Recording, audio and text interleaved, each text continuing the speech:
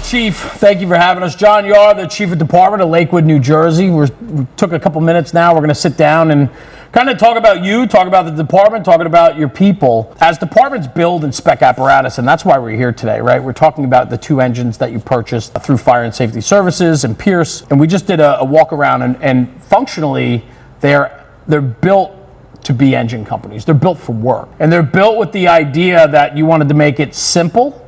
But in order to make it simple, you have to get very complex in the design and creativity in which we can make it then simple, right? Yep.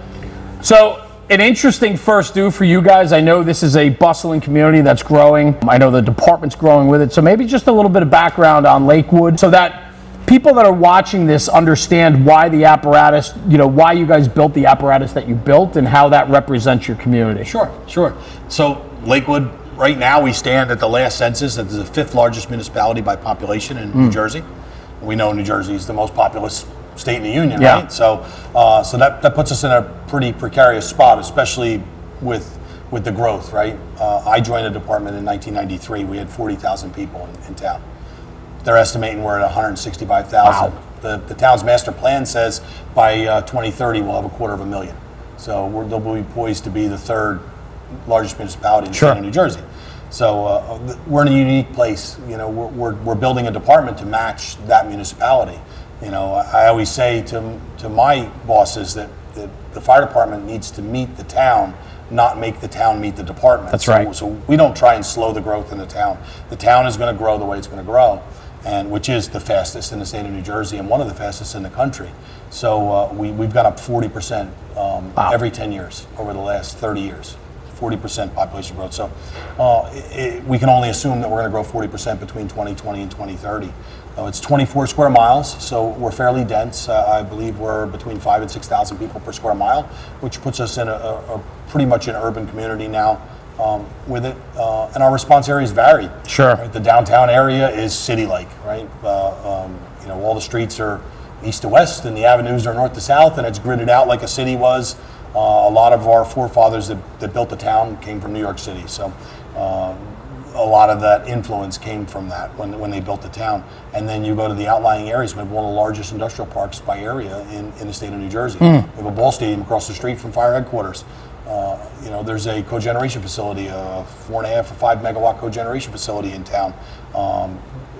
So the guys and girls in the department could be responding to a single family home fire, and they could leave there and go to a 4,500 square foot mega mansion. Sure. Then they could be in a third floor walk-up apartment downtown above the Strand Theater, right? And then they could leave there and be in a 500,000 square foot warehouse or a manufacturing facility. So the varied makeup of the town is what drove the apparatus. That's what made us design the apparatus, because you can never design an apparatus for one area of town. That's right. And then when you go out of that area, you're in a problem. And so we have a unique thing where we respond to all 24 square miles with the engine 5 and ladder 5, and then the volunteer rigs the same thing. They could be responding anywhere in town if these rigs are tied up or if the fire is large enough. So diversity, right? So break it down for me a little bit then on Lakewood Fire Department. It's made up of a combination department, career and volunteer. Tell me how that works. So right now we have 33 uniformed, including myself on the career side, and we have about 25 volunteers. The volunteer side operates 2 engines and a truck, and the career side operates an engine and a truck. We're expanding that department. There's a plan in place to expand that to another engine company on the career side, and we're also going to add 4 chiefs, so we have a chief on duty every day. The career side of the department operates on a 24/72 schedule. We have 8 members on duty every day and then 9 with myself. So that gives us a chief of department on duty during the day. I work Monday through Thursday, 10-hour shifts. Right. The rest of the crews work 24-hour shifts, so they're 24 on, 72 off. And there's an officer and 3 firefighters on every rig. They'll go down to an officer and 2 firefighters, based on staffing or vacation, sick time, and the such. So, so our minimum staffing is 6 people on duty every day, and that's going to go up to 9. And then our desired staffing is going to be 12, 13 actually with the chief. So with that, the call volume is high. We don't respond on EMS calls. The only EMS calls we respond on are motor vehicle accidents, and that's for extrication. So we're we average around 4,000, 4,200 calls last year. We're going to be in the 4,500 range this year, and that goes up about 5-6% every year. Sure. You know, and fire-wise, you know, we see our fair share of fire. You know, we go to a lot of calls, and we go to a decent amount of fires. You know, we see, you know, all hands type fires where we're pulling a line off the rig and fighting fires probably about 50, 60 times a year. Yeah. And a, you know, real job where you're, you know, you're beyond a box alarm, you're up to a working box alarm. So a working box alarm is 4 engines, 2 trucks, and above. We probably do them about 30 times a year, 25, 30 times a year. Yeah. It varies from year to year. Well, there's plenty of work to go around, right? Yeah. And not only that, but you're having, you know, from what you say, with the growth, the diversity and the growth that you're having here, the department is following suit, which you said something early on, which I thought was pretty magical, in that the department grows with the town doesn't grow with the department, right? So you have to be reactive, but you also have to be very proactive. And I think in your years here now, you have seen tremendous growth. Yeah, the town and the department. Yeah. You know, I started here working as a per diem firefighter in 2002, and it was one guy on duty, and we ran a little urban interface engine. And, you know, at that time, I think we were doing 700 calls a year. Yeah, right. You know, so in 20 years' time, that's gone from that to 4,500 calls a year. You know? Yeah, and you're a fire district, correct? Yep. We're a fire district, so we have Board of Fire Commissioners that handles, you know, their elected officials, and their 3-year term, they're elected, and now, years ago, that was comprised of mostly volunteer firefighters. Now it's members of the community of Lakewood. So I think we have only 1 or 2 volunteer firefighters left on the board. Everybody else is just an elected member of the community, and they're basically the oversight of the department. They are the ones that vote and make the resolutions and dictate what we purchase, how we purchase. Yeah. They set the budget. You know, we have tremendous support. The town supports us tremendously. I was going to say, we could not do what we do here without the support of the town, and the townspeople of Lakewood, the community of Lakewood, the business owners and the citizens. They support the department through and through, and we appreciate that because it allows us to serve them. well, we had a great conversation early on when we first met today, and I was asking you about the town and to give me a little feedback, and you had talked about your commitment to the residents of Lakewood and how important that is to you and your people, and that you represent them the very best you can every single day. Absolutely. It even goes down to playing cards. Yep. Something simple that was in the cab of Engine 5 when we were doing the walkarounds, and so you see a child or a kid on the side of the street after a call, and you hand them a card. Like, it's just something simple like that, but this goes a very long way with your relationship with the public. Oh yeah, it's great. It's great. The kids love it. We have the kids coming up to us and asking us, "Do I have a card from Chief One's vehicle?" Because that's cool. I don't have. It's the only vehicle I don't have. My Yeah. son takes them to school all the time, and all his friends want them. It was a great little thing that we did. One of my captains came up with the idea, and it was a phenomenal idea. Yeah. It is taken off like nothing else. You know, and we do a fire prevention day in October, and we give out things to the kids. And for a few years there, if they had a full collection of cards, we would give them a special gift. That's cool. You know, it was neat. So it keeps them engaged, and it's great when you see a child on a scene and they're like, "Oh, it's Engine 5. I know that it has this size pump. I know the water tank." It's so cool to see the kids engaged in the department, and it really helps. It helps them help us. You know. It could be your next guy. Yeah, it could be. Your next girl to join a department. You could shape the future of somebody that's looking for something by handing them a playing card. Absolutely. It's powerful. And being a combination department's unique, right? I have career members that are here every day. You know, they work once every 4 days. And then I have volunteer members that are so 100% vested in this department. They were the best type of members anyone could ever have. The core group of volunteer firefighters that I have, I would trade for no one. They come out at all hours of the night. They do this all for free. Yeah. And I started here. I was a volunteer here in 1993 when I started in the fire service. And it was a very large volunteer fire department, 150 men. Wow. It was a big volunteer fire department. And through growth of the town and people moving away, it is whittled down to that 25, 30 members. But let me tell you something, I'll take my volunteers that I have today over the 150 guys back then, because I have the best of the best. Some of the things that I hear all the time, we talked about with the truck, with hand lines, and you have to use pre-connects with volunteers because they'll never learn how to do this. It's too much training for them. My volunteers eat this up. They have bought in lock, stock, and anchor, barrel, and they do everything the same that we do. It's the same set of SOGs for the career to the volunteer department, and I could take any one of those volunteer firefighters and put that engine company on scene and know that they're going to operate the same way the career side would operate. And it is a unique thing, and it doesn't happen everywhere. But that's why your system works. Yeah. Because you're holding people to the same standard. Correct. So there's no animosity or friction in the system because you've taken it all out of play. Yep. That's how you have to do it. And I think that that's what's interesting about the story here is as the growth is occurring, you're finding ways to still maintain this high level of efficiency and professionalism. Yep. Even though your resources are getting thinner and thinner on the volunteer side. The community is giving you the tools to continue the growth of your department, whether it's putting on more career people, which is, something that we've been discussing here and what's happening, but also it's taking the existing volunteers you have and holding them to the same expectations because the residents that live in these homes around here don't deserve any less of a service because they're volunteer versus career. When they call 911, whether this rig, Engine 5, and we look at sister rig, Engine 1. Engine 1 is staffed by volunteers. Whether Engine 5 or Engine 1 arrives on scene to their house, I know that crew will do what is required to mitigate the emergency. Yeah. And it's a great feeling to know that, to see the volunteers do what they do. And, I came from there, and I told them I will never forget where I came from.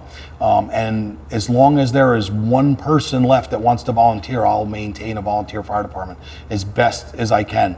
They will always have a place to volunteer here as far as we can go. And we augment the career side only because of the growth of the town.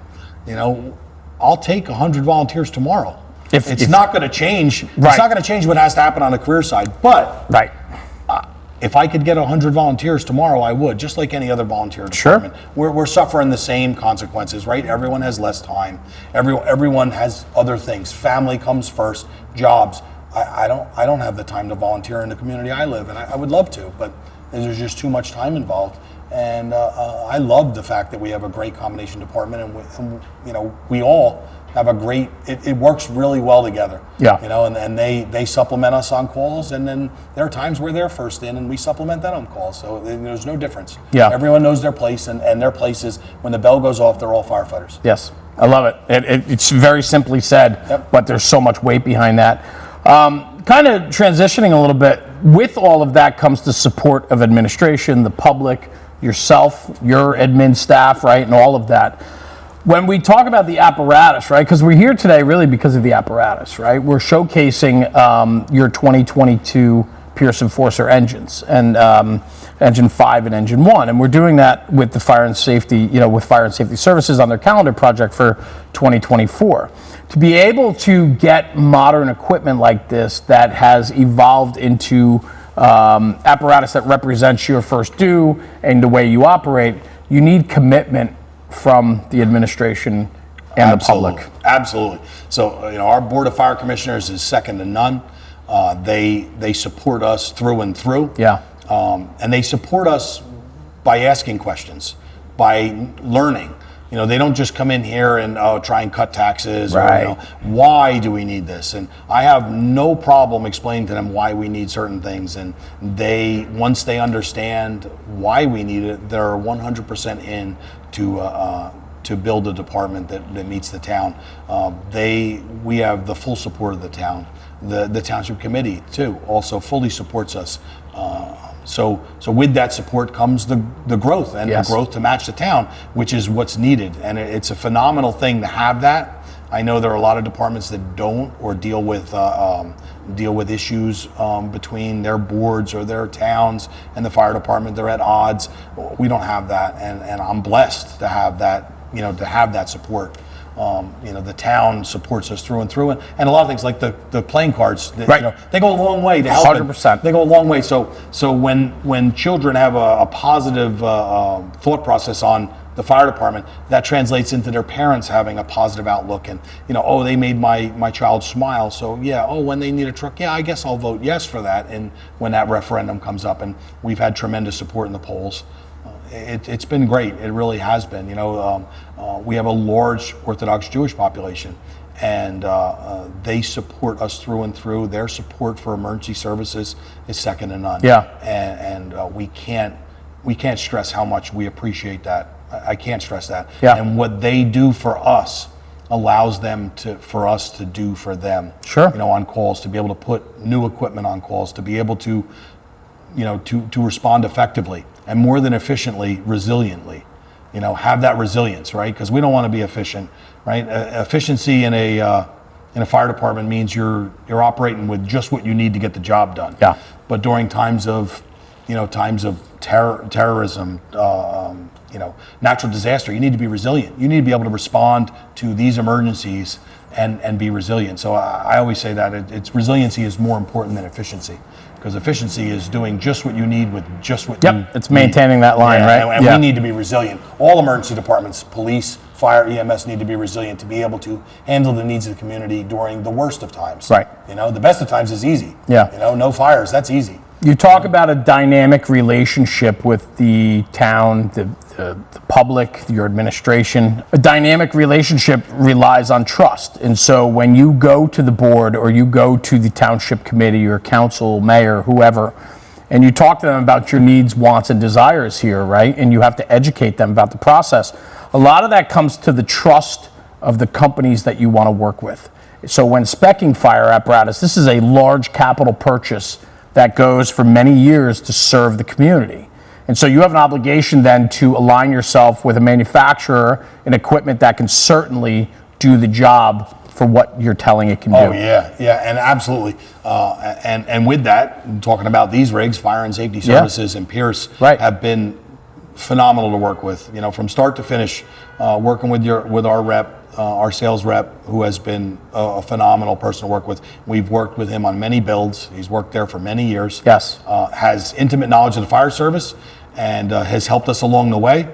And from going to pre-construction meetings and dealing with the factory reps and the engineers, getting what we needed done. I can't say how great it's been. It's hard to quantify that part of it. It really is. And to be able to go back to my board and say, this is the apparatus we want. Oh, and by the way, maintenance has gone down. The cost of ownership has gone down. Right. That is a big win. Right. We all know the costs are up. The cost of apparatus has gone through the roof. Through nobody's direct fault. There's many things that come into play with that. And now apparatus have to last longer because they cost so much money, and the maintenance has to, we have to maintain that apparatus longer. So we're looking for high quality apparatus that will last for many years. Yeah, for sure. And building for that future. Correct. The growth the growth that's occurring here, you have to look forward to envision that this engine behind us is going to be able to do the same job it's doing now 5 years from now. Yeah, and that's, it's funny, I talk about that with my guys, is they go home after a 24-hour shift, right? And they're gone for 3 days to rest and relax, and then they come back to work ready to go. The rig keeps going. That's right. Day in and day out, the rig keeps going. And we do everything we did was to make the rig more effective and last longer so that we can keep that rig on the road day in and day out, because it's a large purchase. And we want that rig to serve the people for as long as possible. And that's another thing. We talk about the sales rep, and we talk about our research, but also dealing with fire and safety on the shop side and their service work. Yes. Our service mechanic is the best, I think. And I'll take him as the best there is, because he takes care of us through and through and knows things that need to be done. He also had input in the builds, along with the service department. Important. They say, hey, look, this is what we want to do for rigs from now on. They had lots of input into the rig to get rid of those nagging issues, or use this alternator, use that. Many of those things come into play with the rig because we know, this is more available in the aftermarket when we have to replace it, so we should do this. That's a big thing. You bring up a very good point where you only know what you know. So if you don't have a mechanic on your committee, you don't have a heavy diesel mechanic or somebody that is involved with electrical systems or lighting, these are things that go source and look for outsiders to give you that information back. Working with Fire and Safety Services as your service provider, talking with their mechanics, their field mechanics, and getting their feedback into a build is critical. Yeah. And so many people don't do that. Even if that service provider is not who you're buying the rig from. It just so happens that they do our service work. Open the conversation. But I would bring them to the table. You want to bring that service provider to the table because the guy or girl that's doing the service on your rig knows things about your rig that you may not know. That's right. And they may offer advice that can help you. So an outside consultant or a service professional, somebody that is separate from that is somebody you want to have in that committee and just be a part of the conversation. They don't have to rule the committee. Right. But to just be a part of the conversation is, hey, this is why we want to do this. And then listen to the engineers when you get to the factory and decide, okay, maybe this is why they use that instead of this. And then you can make a more informed choice, right? More informed decision. That's all about building a rig. A rig is a give and take, right? Everything you want to do to the rig is you get something, but you have to take something else. Well, that's it. So that's where, to me, when we walked around the apparatus today, we walked around Engine 5 and we were talking about design considerations. The only thing that kept popping into my head was what you kept reinforcing in every conversation we had. It was designed to be worked from the ground, so it could be reached from the ground, and also it was built operationally simple. It represented your needs, and you put a ton of thought into that so that your end product represented exactly what you want for your community. Yep, and we use that give and take, to help on the rig. That's right. Right, so we went with the shortest pump panel. We went with a short body on the rig, to decrease the overall length of the rig, but more importantly, decrease the wheelbase, right? Yeah. Decreasing that wheelbase.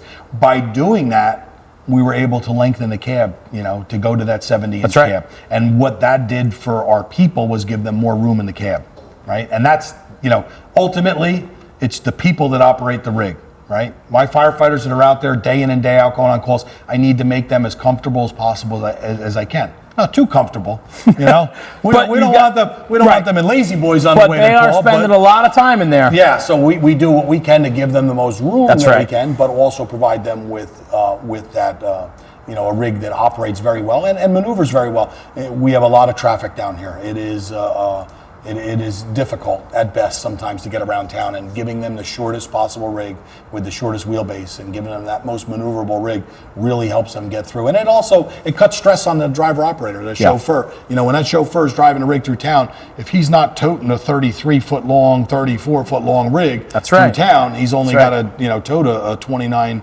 30-foot rig through town with short wheelbase. He can maneuver that rig. It's less stressful.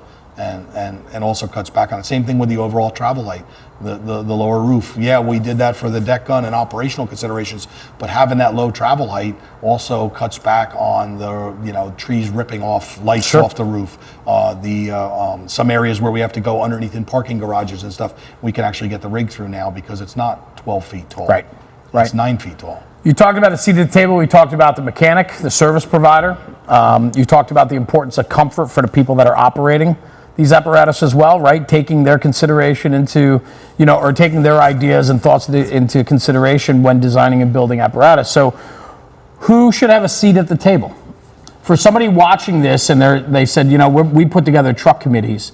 I mean, I believe that the truck committee should be made up of fair representation across the board. Now, not everybody believes that. Yeah. But I think your firefighter that stretches off the back step should have something to say. Yeah. Doesn't mean he has to have everything to say. That's right. The officer that commands that engine or truck or rescue company, right?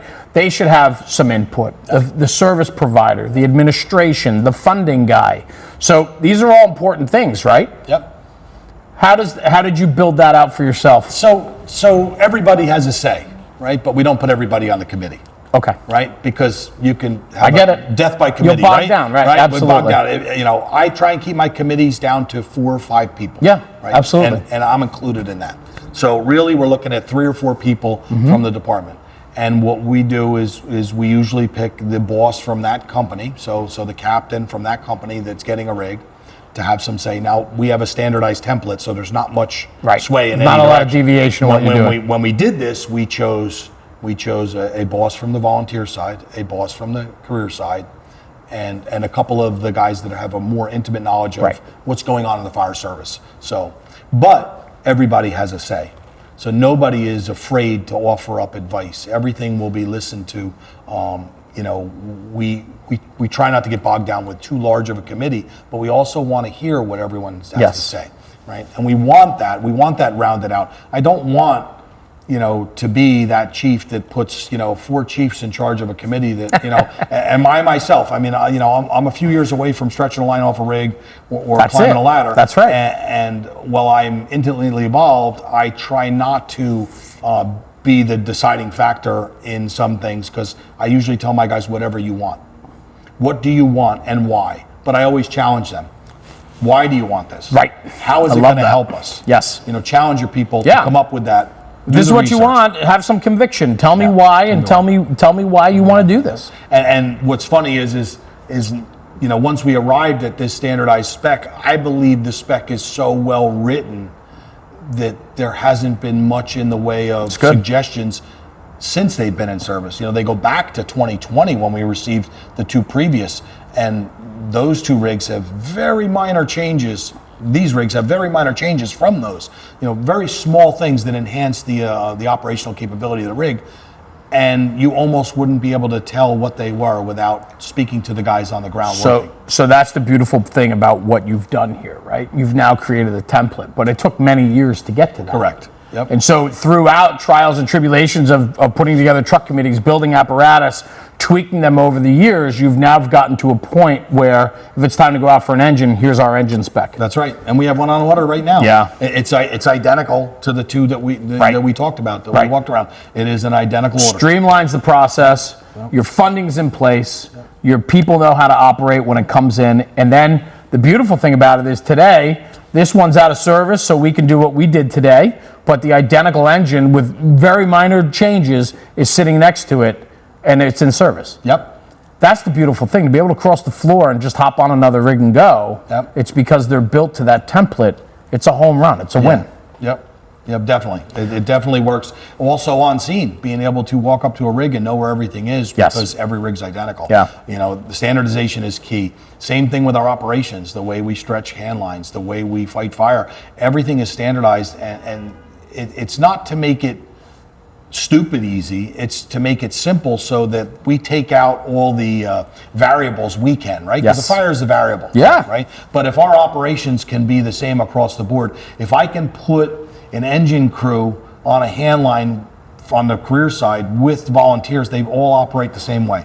They all know there's no deviation, so it cuts that link. You know, there's always, whenever there's an injury or fatality, there's always a link somewhere where everything came together to cause that, and we do everything we can to cut back on that, and I think we're making good headway, you know, in the department, and we have a lot of buy-in because they've had say in it. So we have buy-in because they have a vested interest in, they as in the people on the ground fighting the fire, have a vested interest in staying engaged because they now have that buy-in. And they've seen it come together, right? Yeah. When the system works and the template's in place and it works, everybody's in. That's right. Yeah. That's right. Let me ask you this about the process. What part of the process when designing apparatus do you find to be the most important? Is it like a pre-construction visit? Is going to the factory necessary? Like, talk to me a little bit about, for you, what you find to be the 1 or 2 of the most valuable steps within the process. So I would say designing your specification, right? And there are many manufacturers out there, right? And I always say, any manufacturer can build a lemon, and any manufacturer can build a great truck. It's very true. Right? It's very true. We've had good luck with Pierce. You know, they've been great to us. But if the spec is correct, and your inspections are done appropriately and your research is done right, you'll get a good rig from any of the manufacturers. Yes. I'm not going to knock any manufacturer out there. I think they all do a good job. I feel designing that specification and be within the parameters of what the manufacturer is capable is a very big deal. Some people come in and they want all this custom stuff, and if it's stuff the manufacturer has never done before, but they say, yeah, we can do it, we'll figure it out on the way. What ends up happening is you get a basket case of a rig. Yes. And then with that, the most important thing you can do as a committee is the final inspection. I think that final inspection is where you get to see the build quality, but don't just look at the look of the rig. That's right. I see a lot of people walk around rigs with blue tape marking paint chips and runs. Right. To be honest with Cosmetic. you, yeah, we don't care about that, right? This rig's full of chips already. It's a fire truck, right? I don't think Public Works does that with their garbage trucks, right?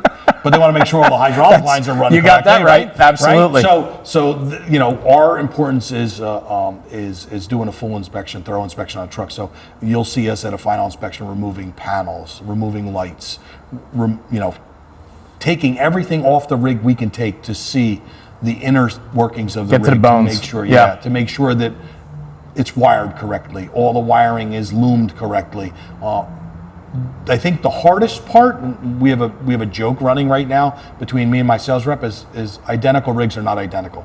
Yes. They're never. You're right. You know, one shift might be building this rig where engine one was built by the shift prior, or this shift comes in and does this. So a lot of our final inspection was sitting down with our reps from Pierce going, okay, so we want the stuff on engine 5 that was done this way to be done the way you did it on engine 1. And they fix it. And we want this done, see, this was done differently, we want this done on that rig. Yep. So trying to make them identical, and we're talking minor things. Sure. But that's what makes for the rigs to be operating better. And you know, what's great with us having multiple rigs and having rigs on the career side and volunteer side is when a problem occurs in engine 5 that has 26,000 miles on it in a year, we can go to our other rigs and say, hey, is this going to occur on this rig? Did this chafe through on this rig?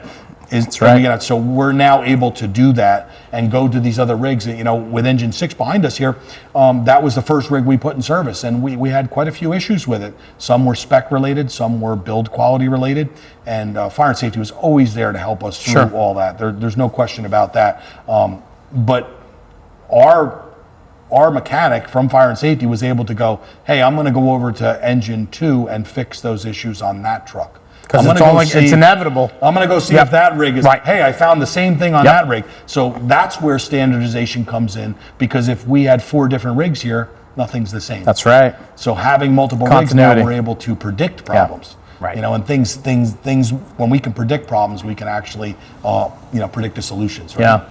Well, Chief, I mean, to kind of wrap it up, what you're saying there is if we can predict it and prevent it, let's do it, right? Yep. That also goes to the makeup of your department today and what you guys are doing here. And today has been a spectacular day of getting a front row seat to what you guys do here in Lakewood. And I just want to thank you very much for opening your doors to us with Fire and Safety Services and us at National Fire Radio. It was great to get a glimpse, under the hood to see what's happening here. Congratulations on all the success of your apparatus through Pierce and the growth of your department, Chief. Well, you're welcome, and thank you. Chief John Yahr, thank you very much to the Lakewood, New Jersey Fire Department. Everyone, thanks for tuning in. For more information, check out Fire and Safety Services on their social channels and obviously at their website for more information on the Pierce builds here in Lakewood, New Jersey. For Jeremy, National Fire Radio, thanks for tuning in. We'll see you at the next one.